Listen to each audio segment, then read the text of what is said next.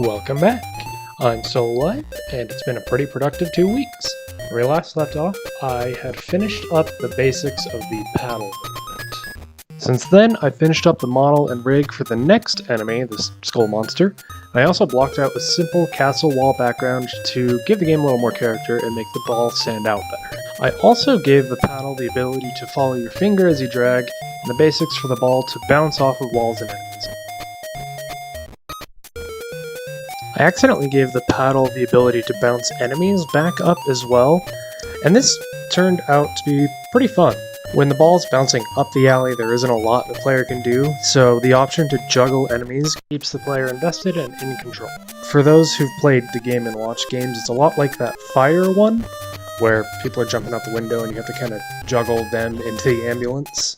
I think this adds a lot of chaotic fun to the game, so I'm gonna keep it. From there, I focused on a script to spawn the enemies over set time, and to keep the total enemies under a given limit, which is dictated by a scriptable object. This keeps performance more steady, so you're not just endlessly spawning enemies, and it also keeps the game more fair. I enjoy this base game enough that I want to continue working on it for my final project. I've tentatively named it Break Defender, and I want to add power-ups, scoring, different enemy types with different patterns, and maybe eventually bosses. That just about covers all the major updates this past month. Thank you all for watching, and I will see you next update.